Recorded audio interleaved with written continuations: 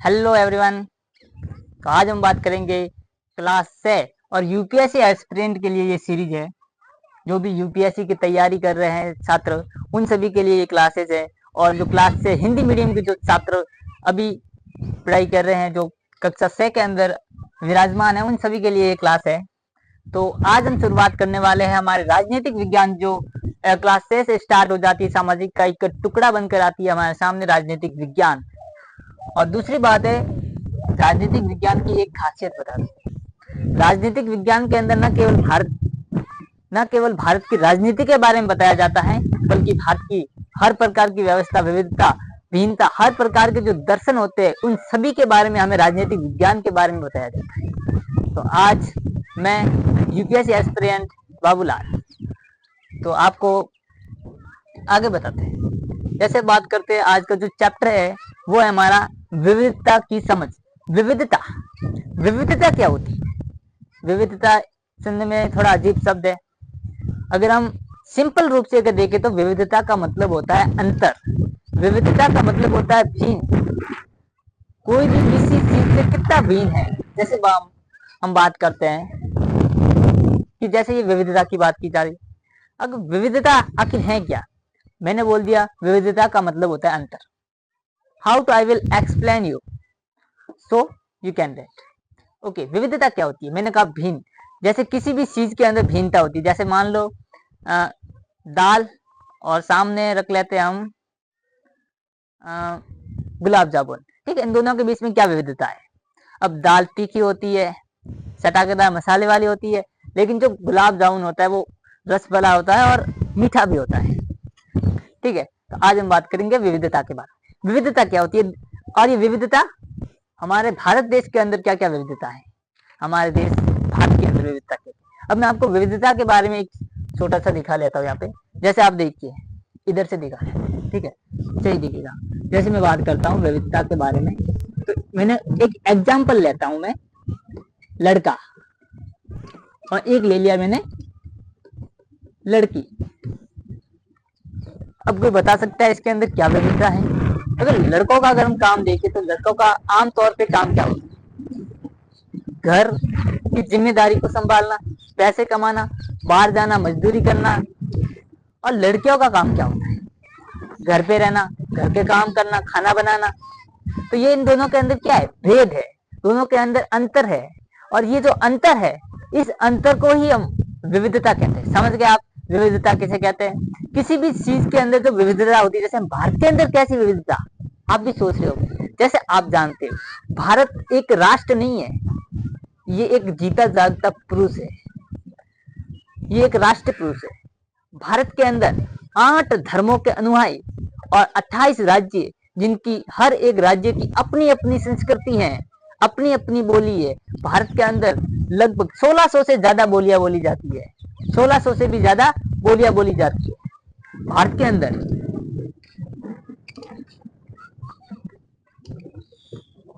1600 बोलियां बोली जाती है। और दूसरी अगर बात की जाए भारत के अंदर ही, तो भारत के अंदर 28 स्टेट है। 28 स्टेट है, मतलब 28 राज्य है। ठीक है, अगर हम बात की जाए, ये हो गई हमारे भारत के बारे में। अब ये मैं बता के रहा हूँ 28 स्टेट है, 1600 बोलियां हैं। मैं बताता हूँ क्यों बता रहा हूँ। जैसे खाने की बात की जाए तो भारत के अंदर हर एक क्षेत्र के अंदर अलग अलग पकवान बनते हैं।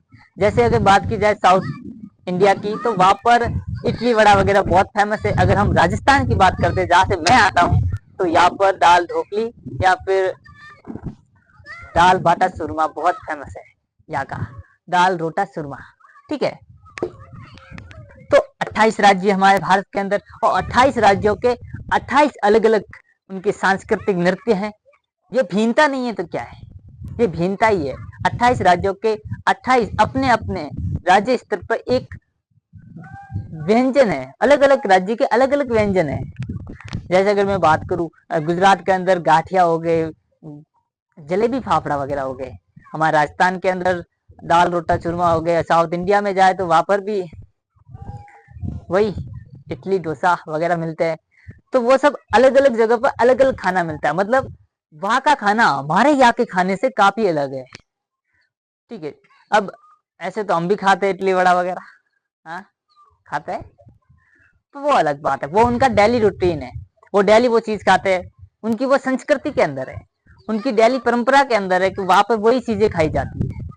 अगर हम बात की जाए तैयार, जो हमारे यहाँ पे फेस्टिवल होते हैं, तैयार होते हैं, जो हमारे यहाँ पे फेस्टिवल जो चीज होते हैं वो बहुत प्रकार के होते हैं। जैसे मैं बात करूं, हमारे धर्मों के आधार पर भी फेस्टिवल को बांटा गया है, हमारे राज्यों, जो हमारे राज्य हैं उनके आधार पर भी फेस्टिवल को बांट लिया गया है। जैसे मैं आपको बात करूं, अगर हमारे हिंदू धर्म की बात की जाए तो यहाँ पे प्रमुख फेस्टिवल कौन कौन से हैं? जो हमारे हिंदू धर्म के प्रमुख फेस्टिवल है वो है जैसे नवरात्रि हो गई, दिवाली, होली, रक्षाबंधन वगैरह। अगर हम ये कि मुस्लिमों की बात करें तो उनके भाई सॉरी ईद वगैरह हो गई, मुहर्रम हो गई, तो वो सब मुस्लिमों के फेस्टिवल है। अगर मैं कहूँ ना तो हमारे देश भारत के अंदर, जैसे मैं आपको बात बताता हूँ, विश्व के अंदर टोटल 8 धर्म है, 8 धर्म, विश्व के अंदर 8 धर्म है। विश्व के अंदर ये पूरा विश्व है, उसके अंदर 8 धर्म है। अगर मैं आपको कहूँ 8 धर्मों को मानने वाले लोग हमारे भारत के अंदर है, तो आप क्या सोचिए? जी हाँ, हमारे भारत के अंदर भी 8 धर्मों को मानने वाले लोग हैं, जैसे हिंदू, सिख, ईसाई, मुस्लिम, बहुत सारे 8 जैन हो गए, बौद्ध हो गए, 8 धर्मों के लोग हमारे यहाँ पे रहते हैं। तो 8 धर्मों के अलग अलग विचारक हमारे भारत के अंदर है, 8 धर्मों की अलग अलग नीतियां हमारे भारत के अंदर है, और 8 धर्मों के अंदर मतलब उनकी जो परंपराएं हैं वो हमारे भारत के अंदर है। जैसे हिंदू परंपरा के अंदर ऐसे हाथ जोड़ते हैं, मुस्लिम परंपरा में ऐसे जोड़ते हैं, और कोई परंपरा में और अलग तरीके से जोड़ते हैं। ठीक है, तो उस प्रकार से हम बात करेंगे। जैसे अगर मैं बात करूं 1600 बोलियां हैं। अगर मैं देखूं, भारत केवल ना ही धर्मों के आधार पर बल्कि राज्यों के आधार पर भी बटा हुआ है। जैसे अगर मैं राजस्थान की लैंग्वेज की बात करूं, हमारी राजस्थान की जो भाषा है उसकी बात करूं, तो राजस्थान की भाषा राजस्थानी है, मारवाड़ी है, जैसलमेरी, बाड़मेरी, राजस्थान के अंदर भी अनेक भाषा है। उसी प्रकार से अगर गुजरात की बात करूं तो गुजरात के अंदर भी अनेक भाषा है। जैसे मैं एग्जाम्पल के तौर पर बताता हूँ आपको, एग्जाम्पल के तौर पे मैं आपको बता दूं कि राजस्थान के अंदर कौन कौन सी भाषा है। मतलब गुजरात के अंदर गुजराती बोली जाती है, उधर तमिलनाडु में तमिल बोली जाती है, केरल वगैरह उस तरफ जाए तो कर्नाटका वगैरह तेलुगु वगैरह बोली जाती है, और इधर उत्तर प्रदेश वगैरह जाते हैं तो यहाँ पर ये क्या कहते हैं उसे हिंदी बोली जाती है। अगर थोड़ा और ऊपर जाए पंजाब और हरियाणा तो यहाँ पे पंजाबी हरियाणवी बोली जाती है। तो हमारे भारत के अंदर अलग अलग राज्य के अंदर अलग अलग भाषा बोली जाती है।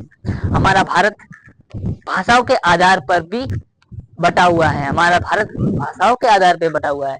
हमारे भारत के अंदर न केवल खाने पीने की, न केवल रहन सहन की, बल्कि भाषाओं के आधार पर भी अंतर है। भाषाओं के अंदर अंतर है, हमारे भाषाओं के अंदर भी विविधता है, उनके अंदर भी अंतर है, विविधता हमारे भारत के अंदर भाषाओं में भी है। अगर मैं बात करूँ आपको ये भाषाओं के बारे में, तो 1600 बोलियां बोली जाती है, 1600 बोलियां हमारे भारत के अंदर। खाने की बात करूँ तो लगभग बहुत सारी डिशेज अलग अलग राज्य में अलग अलग तरह की डिशेस बनती है। अगर मैं तैयारों की बात करूँ तो मैंने अभी बताया बहुत सारे तैयार है, अलग अलग धर्मों के अलग अलग तैयार होते हैं। जैसे ईसाई वगैरह धर्मों के अंदर क्रिसमस वगैरह आते हैं, हमारे दिवाली आती है। उसी प्रकार अगर मैं धर्म की बात करूँ तो टोटल 8 धर्म है। तीसरी चीज अगर मैं धर्म की बात करूँ तो 8 धर्म है। अगर मैं संगीत की बात करूँ, जैसे देख लो अब देखो भाषा बदलती है तो संगीत भी बदलता है। कोई लोगों को कन्नड़ का संगीत बहुत पसंद आता है, किसी को तमिली सॉन्ग पसंद आता है, किसी को राजस्थानी, किसी को गुजराती, किसी को हिंदी, किसी को सैड, किसी को मोटिवेशनल। इसी प्रकार से हम बात करते हैं भारत के अंदर जो संगीत के आधार पर भी विविधता है। भारत विविधताओं का देश है। भारत क्या है? एक विविधताओं का देश है। भारत के अंदर बहुत सारे धर्मों के लोग रहते हैं, बहुत सारे राज्यों के अलग अलग बोली बोलने वाले लोग रहते हैं, ठीक है ना। हमारे भारत के अंदर अलग अलग जगह पर रहने वाले, जैसे मैं आपको बात करूं विविधता बनती कैसे है, जैसे मैं आपसे बात करूं, जैसे आप मान लो हिमाचल में रहते हैं जो लोग, हिमाचल क्या, तो वहां पे बहुत ज्यादा बर्फ, कश्मीर वगैरह रहते हैं तो वहां पे बर्फ बहुत ज्यादा बनती है। अब वहां पे एनी सीजन देखेंगे तो वो लोग कोट वगैरह पहन के रहते हैं, शॉल वगैरह। अगर राजस्थान के अंदर देखेंगे तो यहाँ पे तो गर्मी सर्दी पता ही नहीं चलता क्या चल रहा है। और ये कि अगर जैसे मैं आपको बताऊं ना, आखिर ये विविधता आई कैसे, ठीक है ना, समझिएगा। आखिर विविधता आती कैसे है, विविधता को हम समझते कैसे, कि आखिर ये विविधता उत्पन्न कैसे हुई, विविधता बनी कैसे। तो मैं आपको बात बताऊं, जब 100-150 साल पहले, लगभग 100 नहीं, मान लो 1000, ठीक है, जैसे 1000 1500 साल पहले, जब लोगों के पास संसाधन नहीं थे, जब रेल नहीं थी, कार नहीं थी, गाड़ी नहीं थी, ये सब संसाधन नहीं थे, तो फिर लोग घूमते कैसे थे। ऐसा तो है नहीं कि सारी जिंदगी एक जगह बिता दी हो, ऐसा नहीं है। लोग घूमते थे, कैसे घूमते थे, ठीक है, मैं आपको बता, जैसे उस समय ऊंट घोड़ा गाड़ी वगैरह होती थी, तो उनके ऊपर मतलब लोग बैठ के एक जगह से दूसरी जगह जाते थे। आधे लोग पैदल भी जाते थे, पैदल यात्रा करते थे। और आखिरकार ये लोग एक जगह से दूसरी जगह जाते क्यों थे?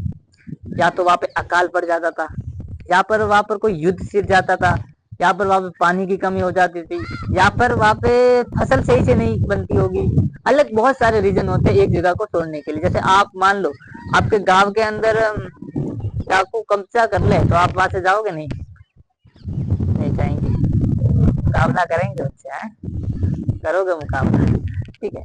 तो 1500 1500 वर्ष पहले जब ये चीज हुई, जैसे मान लो मैं राजस्थान में रहता हूँ, अब हमारे पास सारी सुविधाएं हैं, जैसे सुविधाएं नहीं है, जैसे मान लो हम 1000 ईस्वी राजस्थान के अंदर में उपस्थित हुआ, और मान लो अब यहाँ पे अकाल पड़ गया, यहाँ पे अब 3-4 साल से बारिश नहीं हो रही, तो हम क्या करेंगे, दूसरी जगह ढूंढेंगे।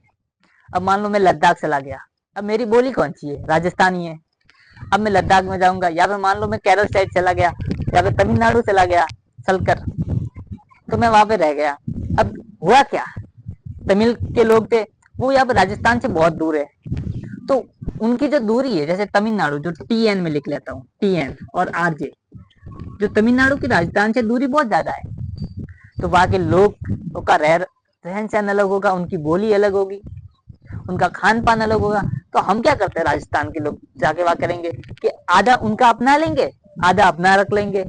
तो अब देखो, राजस्थान के तो राजस्थान में आधे रहे हैं, तमिलनाडु के तमिलनाडु में रहेंगे, लेकिन जो राजस्थान वाले तमिलनाडु में गए, अब वो तमिल भी सीखेंगे, वहां का खाना भी सीखेंगे, वहां का पहनावा भी सीखेंगे, और राजस्थान की भी सारी चीजें सीखेंगे। तो ये क्या करेंगे, मिक्स कर देंगे। ये भारत के अंदर इतनी सारी विविधता आई कैसे, वो समझा रहा हूं मैं, कि इतनी सारी अंतर हमारे भारत देश के अंदर आए कैसे। जैसे हम तमिलनाडु के अंदर गए, तो वहां पे हमने ये सारी चीजें सीख ली, तो अब हम क्या करेंगे इस चीजों का, आप बताएं। अब तीसरा मेंबर स्टार्ट हो जाएगा। अब तमिलनाडु राजस्थान से सीधा ये TN है ना, तो T ले लो और J ले लो, ये TJ बन जाएगा सीधा, तमिल थान सीधा अलग ही बन जाएगा, क्योंकि वो इंसान ही बदल जाएगा पूरा। वो ना तो पूरी तरीके से तमिलनाडु का लगेगा, ना पूरा राजस्थान का लगेगा, वो बीच में रह जाएगा। और इसी प्रकार से परंपरा आगे की आगे बढ़ती चली। जब मान लो पहनावे वगैरह चेंज होते, बर्फों में जो बर्फी क्षेत्रों के अंदर जो लोग रहते हैं, जैसे अंटार्कटिका वगैरह, जैसे हम ब्रिटेन वगैरह की बात करते हैं, तो वहां पे लोग एनी टाइम स्वेटर वगैरह पहनते हैं, ठीक है। वही अगर बात करें मुस्तल के, जैसे हमारा राजस्थान सहारा डेजर्ट वगैरह जो रेगिस्तान है, वहां की अगर हम बात करते हैं, तो वहां पे ये सब कुछ उल्टा है। वहां पे क्या होता है, हमारे यहाँ पे ऊँटों के ऊपर चलते हैं, और वहां पे हम ऐसे कपड़े खोल के हवा लेते हैं, वो ऐसे बंद करके हवा लेते हैं। तो ये सारी चीजें अंतर होती है, और यही हमारे भारत की विविधता है। अब बात करते हैं विविधता को हम कैसे समझते हैं, ये हमारा दूसरा टॉपिक था, जो मैंने अभी बताया ना, ये TNRJ, ये इसका दूसरा टॉपिक था कि आखिर विविधता होती कैसे, विविधता उत्पन्न कैसे होती है, मुझे कैसे समझे, तो मैंने आपको बता दिया। जब लोग कई प्रकार युद्ध अकारण किसी एक जगह से दूसरी जगह चले जाते हैं, और आधा अपना लेते हैं और आधा दूसरी जगह से अपना लेते हैं। जैसे 50% इधर का और 50% इधर का, तो ये 50-50 100 हो जाता है। अब ये 100 था, ये 100 था, 50 इसका लिया, 50 इसका लिया, 100 हो गया, इससे इसका भी 100 हो गया, अभी अलग बन गया। और इसी प्रकार हमारे देश के अंदर विविधता उत्पन्न होती है, हमारे विश्व के अंदर विविधता उत्पन्न होती है, ठीक है। विविधता को अब देखो, विविधता के हमारे सांस्कृतिक रूप से भी बहुत ज्यादा प्रभाव पड़ता है। जैसे हमारी संस्कृति भी पूरी तरीके से बदल जाती है। जैसे हम राजस्थानी लोग हैं, राम सा करते हैं, जनेगमा, ठीक है। तो अब तमिलनाडु में जाएंगे तो वड़कम, वड़कम ही कहते हैं सर, वड़कम का मतलब नमस्ते। तो इसी प्रकार से बहुत सारी चीजों के अंदर अलग अलग प्रकार के लोग रहते हैं और अलग अलग जगहों के अंदर उनका अलग अलग प्रभाव पड़ता है, अलग अलग प्रभाव पड़ता है तो वहां पे लोगों के अंदर क्या हो जाता है, कुछ भी होता है, ठीक है। अलग अलग जगह लोग रहते हैं तो अलग अलग प्रभाव पड़ता है लोगों के ऊपर। अब हम नेक्स्ट बात करेंगे, ये जो भारत में विविधता किस प्रकार से होती है आप समझ गए होंगे, ठीक है। किस किस आधार पर विविधता होती है, कि भारत में भाषाओं के आधार पर विविधता है, अलग अलग भाषाएं बोली जाती है। तैयार है जो हमारे फेस्टिवल है उसके आधार पर है, दिवाली मुहर्रम वगैरह के आधार पर है। धर्मों के आधार पर है, 8 धर्म है, 8 धर्मों के 8 अनुयायी हैं तो उनके आधार पर भी हैं, संगीत के आधार पर हैं। और भारत एक विविधताओं का देश, एक अंतर है, भारत मतलब सबको लेकर चलता है, 8 धर्मों को लेकर चलने वाला इकलौता देश भारत है। यहाँ पे 1600 से भी ज्यादा बोलियां बोली जाती है, ठीक है। यहाँ पे 28 राज्य हैं, 8 धर्म है। ये इम्पोर्टेंट है इस चैप्टर का, आप एक बार नोट कर लीजिए या स्क्रीनशॉट ले लीजिए, ठीक है। नेक्स्ट हम बात करते हैं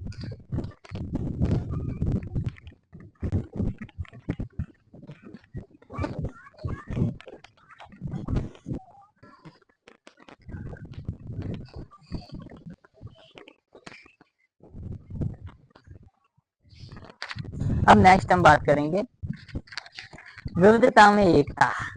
हाँ? विविधता में एकता, ठीक है। ये डस्टर यहाँ पे रह गया भाई, इधर रखो। अब हम बात करेंगे विविधता में, ब्लैक दो यार, ब्लू ब्लू नहीं पढ़ेंगे, ब्लैक से पढ़ेंगे, हाँ ठीक है। तो बात करेंगे, हमारा सेकंड टॉपिक है वो है विविधता में एकता।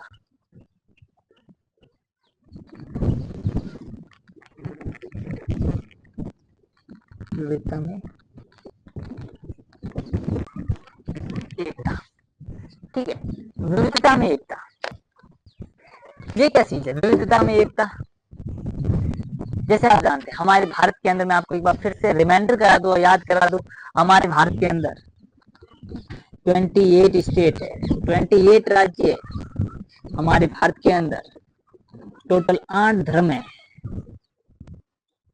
हमारे भारत के अंदर, 1600 बोलियां है,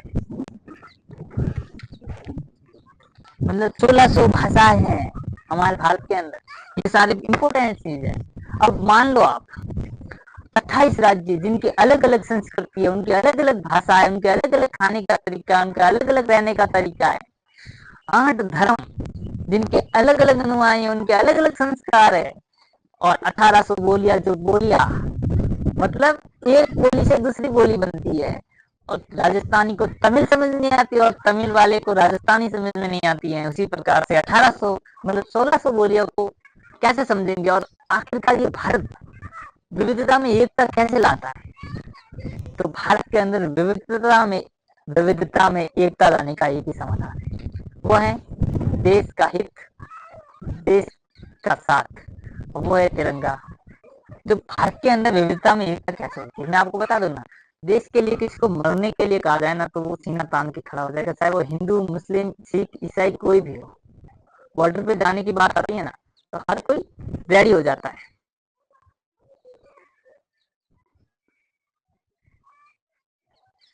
ये अगर बात करूँ ना तो भारत की जो ये अनेकता या फिर विविधता है वो भारत की ताकत है एक प्रकार से। जैसे दुनिया के अंदर 8 धर्म है और 8 के 8 धर्म हमारे भारत के अंदर है, मतलब शिक्षा का लेवल कितना हाई हो जाता है जब 8 धर्मों के बारे में हम पढ़ते हैं, 8 धर्मों के अनुयायियों के बारे में हम पढ़ते हैं। अब आप सोचेंगे ना, अब आप मैं आपको एग्जांपल देता हूँ कि आखिर विविधता में एकता है कैसे, हुई कैसे, ठीक है। मान लो जैसे मैं बात करता हूँ आपसे, या चौक रख के बात करते हैं, ठीक है। विविधता में एकता, भारत के अंदर इतना बड़ा स्टेट जिसके अंदर लगभग, बहुत बड़ा स्टेट भारत, लगभग 29 राज्य, मतलब 140 मिलियन लोग है मेरे ख्याल से भारत के अंदर,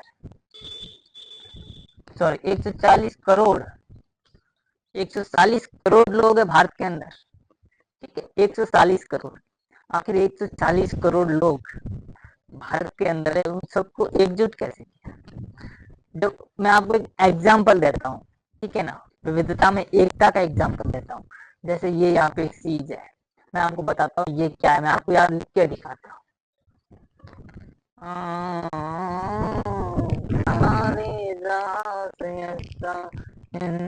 थोड़ा उल्टा बन गया क्या? इधर थोड़ा गलत बन गया नहीं?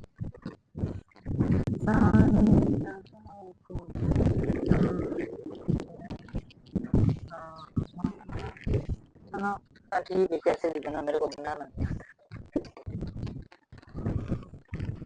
ये भारत है, ठीक है, ये देश भारत है, 29 स्टेट है। धर्म, जहाँ पे धर्म के आधार पर लड़ाई होती है, जहाँ पे राज्य के आधार पर लड़ाई होती है, जहाँ पे मोहल्ले के आधार पर लड़ाई हो जाती है, जहाँ पे अलग अलग परिवार के भाई लड़ जाते हैं। आखिरकार 1947 के दिन, उस दिन भारत के अंदर ऐसा क्या हुआ था कि विविधता में एकता, और विविधता में एकता का कारण है हमारे देश का संविधान, हमारे देश की एकता का स्रोत है हमारे देश की देशभक्ति, जो कभी कम नहीं होती। जब अंग्रेजों के विरुद्ध हम लड़े थे, तो वही पूरा भारत एक साथ संग्राम किया था, उसी संग्राम के बदौलत हमें आज ये आजादी मिली है, ठीक है ना। इसी संग्राम के आधार पे आज हमें ये आजादी मिली है। मतलब उस समय मुसलमान, सिख, ईसाई, कौन हिंदू, कहते ना हिंदू मुस्लिम भाई भाई, सबने मिलकर ये नारा लगाया और फिर भारत को 1947 में आजादी दी।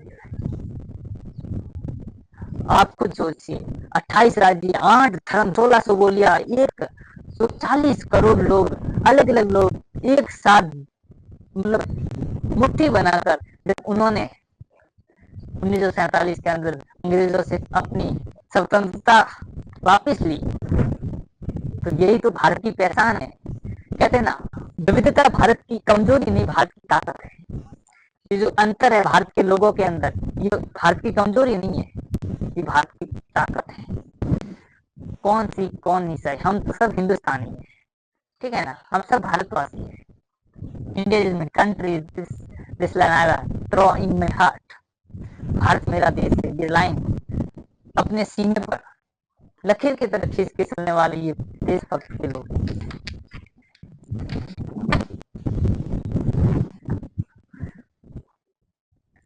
अगर मैं आपको एक किताब के अंदर घटना दी हुई है, जलियांवाला बाग, आपने सुना ही होगा। जब जलियांवाला बाग हत्याकांड हुआ था भारत के अंदर, तो उसके अंदर कितने लोग मारे गए थे, और वहीं से क्रांति ने आगाज किया था।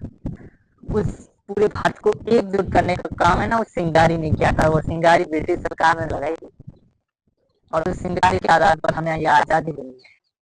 तो इस चैप्टर के अंदर इतना ही है। मैं आपको और कुछ बता देता हूँ, इम्पोर्टेंट जो क्वेश्चन है जो इस चैप्टर से आ सकते हैं, ठीक है ना, वो एक बार बता देता हूँ। विविधता में एकता की आप समझ गए होंगे, कितने अनेक बड़े भारत के अंदर, ये लिख लो एक बार, ये नोट कर दो, स्क्रीनशॉट ले लो वाले।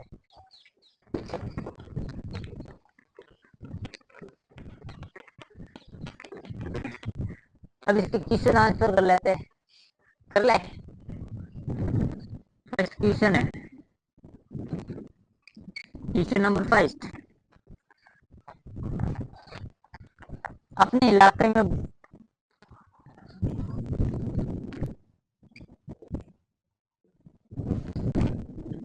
अपने राज्य के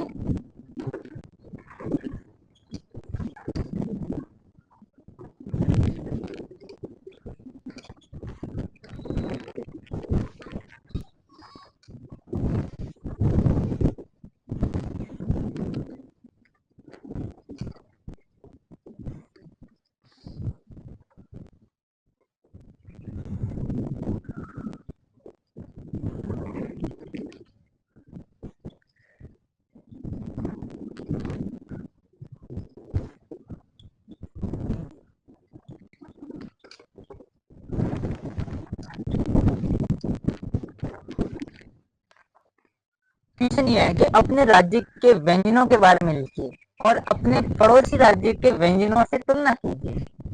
जैसे मैंने इसका उत्तर बता दो। जैसे कैसे लिखेंगे आप इसका उत्तर, इसके अंदर यही है। जैसे हमारे, मैंने एग्जाम्पल के तौर पे मैंने मान लिया राजस्थान, ये हमारा मुस्तल है राजस्थान। अब राजस्थान की तुलना हम करेंगे तमिलनाडु से, नहीं नहीं नहीं नहीं, तमिलनाडु से करेंगे TN तमिलनाडु। तो अब आप जानते हैं राजस्थान के अंदर फेमस व्यंजन कौन कौन सा है, तो आप जानते हैं रबड़ी, घेवर, दाल बाटा चूरमा, रोटा वगैरह सब खाते हैं हम तो, कुछ नहीं छोड़ते, डोसा भी खाते हैं हम मजे से। TN मतलब तमिलनाडु के अंदर जो फेमस व्यंजन है वो है इडली वड़ा, यही है सब। साउथ इंडिया के अंदर आप जानते क्या है, बस उसी के बारे में लिखना है। इसके अंदर इस किताब के पीछे जो क्वेश्चन है ना वो इतना ही है बस।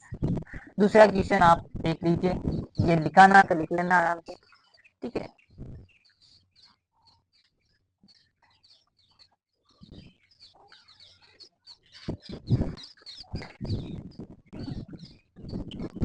क्वेश्चन नंबर 2 है,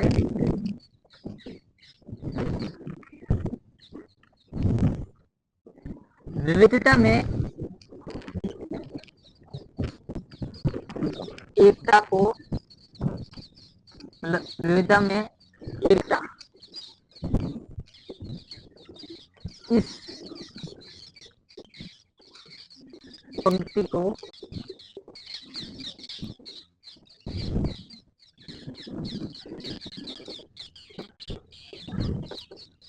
समझाइए, ठीक है। विविधता में एकता, इस पंक्ति को समझाना है, ठीक है। इसका उत्तर क्या होगा? अभी मैंने आपको बताया विविधता में एकता। हमारा देश भले धर्म के आधार पर, भले रहने के आधार पर, खाने के आधार पर, संस्कृति के आधार पर, हर प्रकार के आधार पर, खाने पीने हर प्रकार के आधार पर भिन्न है, विविध, उनके अंदर विविधता है, लेकिन देशभक्ति के आधार पर हमारे देश के अंदर एकता है। ये इसका एक प्रकार से आंसर है। देशभक्ति के आधार पर हमारा जो देश है वो क्या है? एकता है।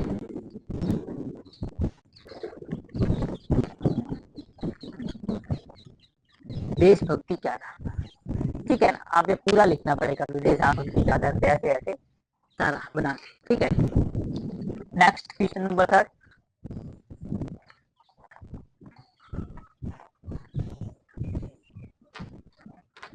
क्वेश्चन नंबर 3 है,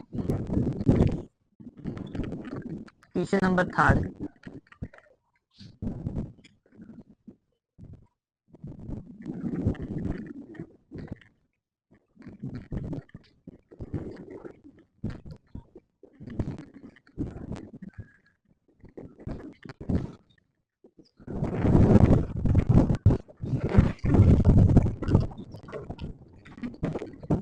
किसी दो राज्यों की तुलना करो। अभी मैंने बताया राजस्थान, तमिलनाडु, आप भी कर सकते हैं, उत्तर प्रदेश, गुजरात वगैरह, आपकी मर्जी के अनुसार। और ये क्वेश्चन नंबर 4 है, ठीक है। क्वेश्चन नंबर 4, इसके अंदर आपको धर्म के आधार पर,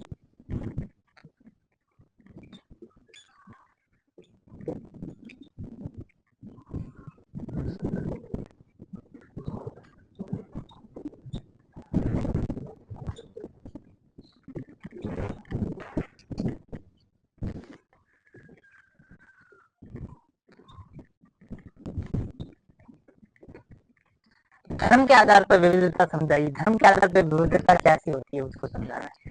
धर्म के आधार पर विविधता कैसे होती है, ठीक है। जैसे मैं आपको बता दूं हिंदू, और इधर लिख लिया मुस्लिम। जैसे मुसलमान किस प्रकार के पहनावा है, उनके रंग कौन सा है, जैसे उनका ग्रीन है, इनका भगवा है, इनकी संस्कृति में कैसे मतलब नमस्ते करते हैं, इनकी संस्कृति में आदाब करते हैं, इसी प्रकार से लिखना है। मुसलमान लोग मतलब किस प्रकार के उनके मतलब मौलवी होते हैं, हमारे पंडित होते हैं, उनकी मक्का मदीना और मस्जिदें होती है, हमारे मंदिर होते हैं, और भी बहुत कुछ है, और भी बहुत कुछ है, इसके बारे में लिखना है इसके अंदर कि भाई धर्म के आधार पर विविधता बताइए। मतलब हमारे भारत के अंदर किसी, मैंने हिंदू मुस्लिम बताया है, अब चाहे तो बहुत सारे धर्म है, आन धर्म है, आन धर्मों के अनुयायी हमारे भारत के अंदर रहते हैं, उसके आधार पर भी आप बता सकते हैं भाई बता सकते हैं, मतलब बहुत ईजी है, ठीक है। तो ज़्यादा टाइम वेस्ट नहीं करते, आज तो जो चैप्टर हैं ऑलमोस्ट खत्म, क्या ऑलमोस्ट? भाई खत्म हो गया, किताब देख ले, पूरी पूरी हो गई। जो मैंने बताया सब किताब में लिखा हुआ है, बस वो स्टोरिया नहीं दिखा था भाई, मैं स्टोरी नहीं पढ़ा था दूसरों की तरह। केरल और दोस्ती, जाएंगे लद्दाख। और केरल और लद्दाख के बारे में वर्णन है आपकी किताब के अंदर, तो मैं बता देता हूँ। केरल, लद्दाख, दोनों के अंदर ये एक पहाड़ी क्षेत्र है, ठीक है। लद्दाख, केरल इस समुद्र के तट पे है, सॉरी समुद्र लिखना है, समुद्र के तट पे है केरल लद्दाख। अब यहाँ के लोग पता ही है, यहाँ ठंड पड़ती है लद्दाख के अंदर, यहाँ पे गर्मी रहती है केरल के अंदर। और अगर इसके बारे में बताया तो केरल में कौन सी भाषा बोली जाती है, लद्दाख में कौन सी भाषा बोली जाती है, लद्दाख में प्रमुख धर्म कौन सा है, केरल में धर्म कौन सा है, केरल के लोग सबसे ज्यादा विकसित है या नहीं है, क्या उनके बारे में देखना है हम लोगों के बारे में। केरल में लोग क्या क्या खाते हैं, यहाँ के लोग क्या क्या खाते हैं, तो उसके बारे में लिखना है, और कुछ इसके अंदर ज्यादा है नहीं, ठीक है ना। और अगर इसके बारे में और ज्यादा लद्दाख जम्मू कश्मीर के अंदर है, पहाड़ियों के अंदर है, ये लिखना है, और कुछ लिखने वाला है नहीं। तो ये एक एक काम बाकी है अभी तक, ठीक है ना, एक काम अभी तक बाकी है, वो भी करते जाइए। क्या करना मालूम है ना आपको? हाँ, यही कुछ ऐसे मेरे चैनल है ना, उसके नीचे ऐसे रेड कलर का मेरे पास मार्कर नहीं है, मैं आपको ऐसे दिखा देता हूँ, इस प्रकार का क्वेश्चन होगा, उसके अंदर कुछ SUB ऐसा कुछ लिखा होगा, सब्सक्राइब, तो कर दीजिए, दबा दीजिए। मैं आपको गारंटी के साथ कहता हूँ, क्लास 6 से लगाकर 12th तक की जो आपकी GS, मतलब जो भी आपकी सामाजिक है, जो भी आपके राजनीति विज्ञान, सॉरी राजनीतिक विज्ञान, आपकी इतिहास हो गया, आपका इकोनॉमी हो गई, अर्थव्यवस्था, भूगोल वगैरह, सारी जो है कंप्लीट हो जाएगी। आज पहला लेक्चर था, पहला चैप्टर पहले लेक्चर में खत्म कर दिया है, तो उम्मीद करता हूँ मुझे सब्सक्राइब कर देंगे, बेल आइकन दबा देंगे, इस वीडियो को लाइक करेंगे, और अपने दोस्तों के साथ शेयर भी करेंगे। इतना तो करना बनता है, इतना तो फर्क बनता है। ओके, तो ऑलमोस्ट टाइम हो चुका है, 7 बज गए 6 बज गए, तो गुड नाइट, नहीं गुड इवनिंग, मतलब वीडियो अपलोड करते करते नाइट हो जाएगी, इससे good night all of you, and take care, all the best for your future. और एक और कोट आपको सुना दूं कि लहरों से डरती नौका पार नहीं होती, और कोशिश करने वालों की कभी हार नहीं होती। सभी UPSC एस्पिरेंट को मैं कहना चाहूंगा, एक लाइन है UPSC एस्पिरेंट के लिए कि क्या होता है हताश, मंजिल गुजरेगी, मंजिल भी मिलेगी, और मंजिल मिलने का मजा भी है। अगर अंगूठा दिखाओ तो तारीफ, और अंगुली दिखाओ तो बेइज्जती। ठोकर खाने के बाद गिरने, मतलब ठोकर खाने के बाद उठने में मजा ही कुछ और है, और हार जाने के बाद में जीतने का मजा तो कुछ और ही है। तो अगर हार गए हो, don't worry, I am with you. ओ गलत बन गया, लाइक एंड सब्सक्राइब चैनल, मेरा चैनल का नाम बता दूँ, अच्छा लिखा हुआ ना जिस पे वीडियो अपलोड करता हूँ वही मेरा चैनल है, सब्सक्राइब कर देना। Good night.